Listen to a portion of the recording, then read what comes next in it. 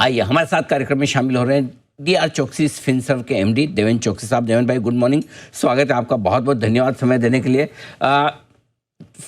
अप्रैल की शुरुआत, यूँ कहें कि इस सीरीज की शुरुआत फिर से थोड़ी कमजोरी के नोट पर होती थी कि आज तो चलिए थोड़ी रिलीफ है। क्या लग रहा है सर, ये एफआईएस की इतनी बिकवाली का क्या मतलब निकाला जाए, क्यों बेच रहे हैं, कोई खास वजह आप समझते हैं? Good morning Anil. I think जो पिछले 2-3 वीक के अंदर जो मार्केट में एक रिकवरी लेड रैली आई थी, उसके साथ में एक शॉर्ट कवरिंग भी हुई थी, तो to a greater extent I think market ने एक अच्छा सा राइज दे दिया। ऑलमोस्ट अबाउट 1800 पॉइंट्स का निफ्टी ने राइज दिया था फ्रॉम द बॉटम लेवल।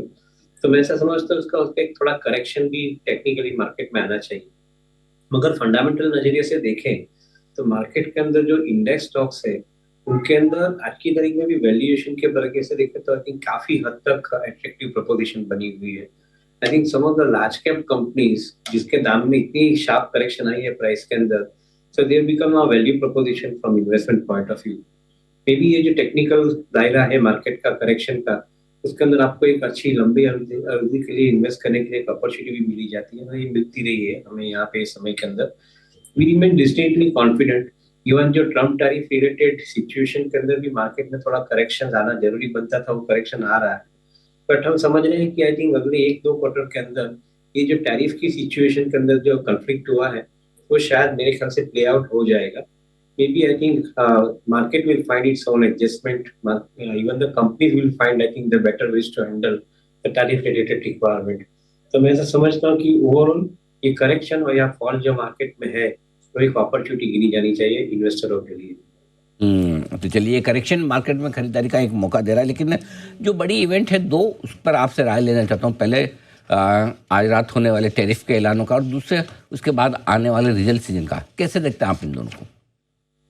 तो हम लोग ने जो टीम के अंदर एक डिस्कशन जो किया था उसके अंदर हमने ये चीज को 2 तरीके से बांट दिया है, एक डायरेक्ट इम्पैक्ट और एक इनडायरेक्ट इम्पैक्ट। डायरेक्ट इम्पैक्ट के अंदर हम नहीं मानते हैं कि इंडिया के अंदर कोई बहुत लंबी इम्पैक्ट आ सकती है, क्योंकि हमारे जो गुड्स है उनके अंदर सपोज अमेरिकन टैरिफ हम लोग इंपोर्ट ड्यूटी के टैरिफ के माध्यम से देखें, if you bring down the duty on zero level in most of the cases we have done the back testing, most of the cases I think the companies will not get affected save and except in some situation, क्योंकि I think even in the zero import tariff के साथ में देखें तो American dollar at rupee to dollar at I think 85, and at the same time cost of their products in our country we are far more cost competitive. So direct impact मुझे नहीं लगता है कि कोई भी क्षेत्र के अंदर बहुत ज्यादा आ सकती है। हाँ, इनडायरेक्ट इम्पैक्ट आ सकती है जिसके अंदर सपोज आप अभी रशिया के ऊपर सैंक्शन है, अगर आप डबल सैंक्शन डालते हो तो उसका मीनिंग क्या होता है? Maybe I think in some cases you will find the commodity becoming prohibitively expensive. आपकी इनपुट कॉस्ट बढ़ सकती है, और इनपुट कॉस्ट बढ़ती है तो आपका कॉस्ट स्ट्रक्चर बढ़ सकता है। So that impact is not something it is easy to calculate at this point of time, तो उसको हमने बाजू पे रखा हुआ है। बट ओवरऑल मैं ऐसा समझता हूँ कि ये जो टैरिफ का मामला है वो शायद अगले 1 या 2 क्वार्टर के अंदर including inventory clean up global system के अंदर से ये क्लीन हो जाना चाहिए, and market will find its own level I think eventually in this particular period. ये आपके लिए राय इसको लेकर। अच्छा, एक चीज़ और जो बाजार में बड़ी इम्पोर्टेंट है इस वक्त, वो है कि जिस तरह से बार बार लगातार ऊपर के लेवल पे बिकवाली आती है, तो कॉन्फिडेंस लोगों का हिलता हुआ दिख रहा है कि अब क्या ऐसे ट्रिगर्स बाजार को चाहिए जिससे तेजी बने। आपको क्या लगता है, अगर यहाँ से मजबूत होना है तो क्यों होंगे? आई थिंक अनिल जी, मैं ऐसा समझता हूँ कि जो मार्केट के अंदर तेजी का एक जो हम लोग डेफिनेशन देख रहे हैं उसके अंदर most of the investors are becoming traders. ये जो 1800 पॉइंट का निफ्टी के अंदर जंप आया, तो जो लोग एवर्स से मिड कैप और स्मॉल कैप बाई करने के लिए उन्होंने वापस मोमेंटम बेस्ड बाइंग चालू कर दिया, जबकि आपके पास फंडामेंटली स्ट्रॉन्ग कंपनियां जो फ्रंटलाइन स्टॉक्स है वो आज की तारीख में भी वैल्यूएशन के हिसाब से देखो तो अट्रैक्टिव प्रोपोजिशन में मिल रही है despite of this 1800 point rise in last 3-4 weeks. तो मैं ऐसा समझता हूँ कि मार्केट के अंदर ज्यादातर इन्वेस्टर की जगह पे ट्रेडर को पार्टिसिपेट करना है, इसलिए शायद आई थिंक उनको डिसअपॉइंटमेंट बीच बीच में मिल रही है। मैं ऐसा समझता हूँ कि some of the fundamentally strong companies in the front line index के माध्यम से भी देखें तो आई थिंक वो अवेलेबल है आज की तारीख के अंदर अच्छे वैल्यूएशन के अंदर, और वहां पे शायद नजर कम है, वहां पे शायद आई थिंक इन्वेस्टमेंट का अप्रोच कम है, इसलिए I think traders are finding themselves little disappointed in a market like this at this point of time. ऐसे बाजार में कहाँ निवेश करें, आपको क्या पसंद है देवेन भाई? So I think overall growth opportunity जहाँ पे कंजम्पशन जुड़ा है उसके साथ में है, डिस्क्रिशनरी या नॉन डिस्क्रिशनरी कंजम्पशन के साथ में ग्रोथ अपॉर्चुनिटी बनी हुई है। अगर हम फाइनेंस से स्टार्ट करें तो कंज्यूमर फाइनेंस, हाउसिंग फाइनेंस, यहाँ पे मेरे ख्याल से आई थिंक एक अच्छी अपॉर्चुनिटी गिनी जानी चाहिए, क्योंकि वहाँ पे ग्रोथ रेट एक अच्छा मिल रहा है। Eight the same time consumer के पास जो टैक्स के माध्यम से अभी जो फंड बचने जा रहे हैं ये फाइनेंशियल ईयर के अंदर, उसका एक डायरेक्ट इम्पैक्ट ये आ सकता है कि कंजम्पशन के ऊपर आपका थ्रस्ट बना रहेगा। तो इंडिविजुअल लेवल पे, रिटेल लेवल पे कंजम्पशन जो कंपनियां स्पर करती है, यानी बैंकिंग क्षेत्र के अंदर भी, एनबीएफसी क्षेत्र के अंदर भी, उनको लिए आई थिंक एक अच्छा समय गिना जाना चाहिए, ऐसा मैं मानता हूँ।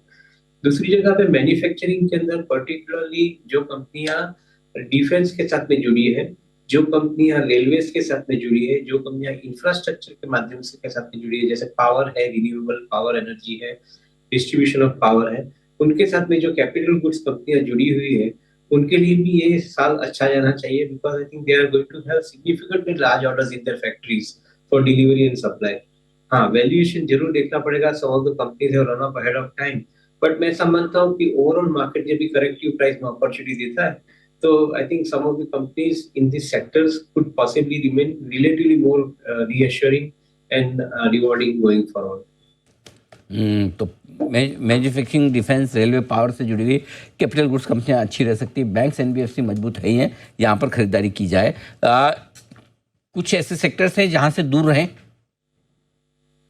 आई थिंक जहाँ पे वोलेटिलिटी बहुत ज्यादा बनी है उसके अंदर कमोडिटी का प्रभाव बहुत है, तो आई थिंक वहां पे जहाँ पे क्लैरिटी नहीं है, आई थिंक अर्लियर हमें ऐसा लगता था कि शायद केमिकल कमोडिटीज के अंदर ये साल अच्छा जाना चाहिए, बट जो हिसाब से टैरिफ सिचुएशन बनती जा रही है उसके अंदर शायद ऐसी भी एक शंका आ रही है कि चाइना के माध्यम से देखो तो शायद एक बार केमिकल के प्राइस के अंदर थोड़ा बहुत डिस्ट्रक्शन हो सकता है। The price could possibly I think crash because of some of the unintended moves on the part of the tariff। तो वो हिसाब से शायद थोड़ा एक या दो क्वार्टर का डिलेड बाइंग के बाद chemical could be I think an opportunity, but as of now we would like to play little safe, थोड़ा बहुत एक बार इवेंट प्ले आउट कर देते हैं और बाद में कमोडिटी के ऊपर ध्यान रखते हैं। हमें कमोडिटी के ऊपर विश्वास इसलिए भी ज्यादा है कि एक तरफ आपका जो एनर्जी कॉस्ट है वो कम होते जा रहा है। Most of the commodity companies including the refining business के अंदर ज्यादातर प्रभाव आपका रिन्यूएबल एनर्जी का आ रहा है, which means the cost of power, consumption of power, I think is increasing from the renewable side. So मैं समझता हूँ कि this will have a structural impact on the profit and loss in the balance sheet of the company, क्योंकि आपकी cost कम होती है and I think you will be in a much better position to produce better margin. But ये structural move है, तो शायद ये क्या दो क्वार्टर में आपको उसका इफेक्ट ना दिखे, बट ये माध्यम से देखे तो शायद ये कंपनी के अंदर कॉन्ट्रा बाय अपॉर्चुनिटी हो सकती है। Maybe let this particular tariff business get played out and then one can relook at this. Okay, एक आखिरी सवाल देवेन भाई आपसे, टेलीकॉम सेक्टर पर कल वोडा आइडिया की जिस तरह से खबर आई, अगर आप ट्रैक करते हैं तो उस पर अपना एक व्यू दे, और साथ ही टेलीकॉम सेक्टर को लेकर क्या व्यू बनता है आपका? We are extremely positive about the companies कि जिन्होंने हर लेवल के ऊपर इंटीग्रेशन किया है, जैसे जियो है, जियो प्लेटफॉर्म है, जिन्होंने हर कस्टमर सेगमेंट के साथ में अपना इंटीग्रेशन किया है, बहुत mobile telephony and wireline telephony के साथ में, और अब सैटेलाइट टेलीफोनी जुड़ी जा रही है उसके साथ में।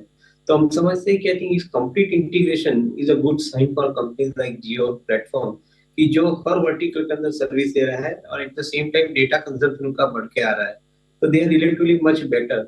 एट द सेम टाइम उन्होंने जो टेक्नोलॉजी का माध्यम से उपयोग करके 5G रोल आउट करके रखा है, तो मैं ऐसा समझता हूँ कि they are having an advantage to move much faster in industrial 4 के माध्यम से देखे तो उनको आगे बढ़ने का बहुत अच्छा अवकाश मिल रहा है। तो मैं समझता हूँ कि this company would remain relatively more strong. ये साल के अंदर अगर जियो प्लेटफॉर्म लिस्ट होती है तो एक सेपरेटली आपको बाय करने की अपॉर्चुनिटी उसके अंदर मिलनी चाहिए, बट अदरवाइज वोडाफोन आइडिया का जो कैपिटलाइजेशन हुआ है ड्यूज का, उसके माध्यम में देखें तो शायद उनको एक थोड़ा बेनिफिट जरूर मिलता है, as far as I think their cash outgo is concern, they will be saved. But मेरा इंपॉर्टेंट ऐसा पॉइंट है कि यहाँ पे अगर आप कैपेक्स नहीं कर पाओगे तो शायद आप बहुत लंबे डिस्टेंस में पीछे छूट जाओगे, and I think the higher amount of value added customers will not be available to you. तो ये एक चिंता का भी विषय होना चाहिए, because this company will require significant amount of new capex for bringing up themselves up to the level at which their competitors are operating today.